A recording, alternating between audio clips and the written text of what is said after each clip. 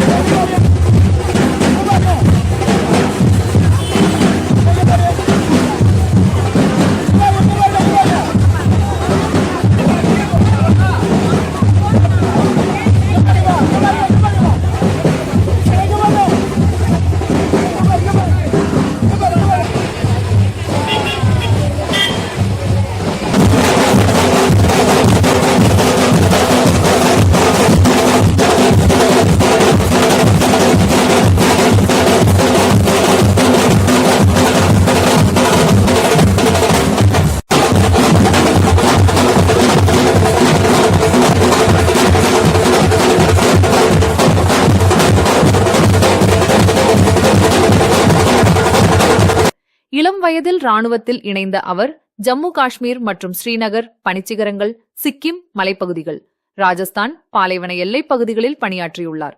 சொந்த ஊர் திரும்பிய அவரை மேலும் தாளம் முழங்க வரவேற்று பொன்னாடை போர்த்தி மலர் மாலை அணிவித்து மரியாதை செய்தனர். பின்னர் கிராம மக்கள் அனைவரும் இணைந்து ஊர்வலமாக அவரது இல்லத்திற்கு அழைத்து சென்றனர். இந்த நிகழ்வு கிராம மக்களின் ஒற்றுமையையும் தேசப்பற்றையும் வெளிப்படுத்தியதுடன் இளைஞர்களுக்கு முன்மாதிரியாக அமைந்தது.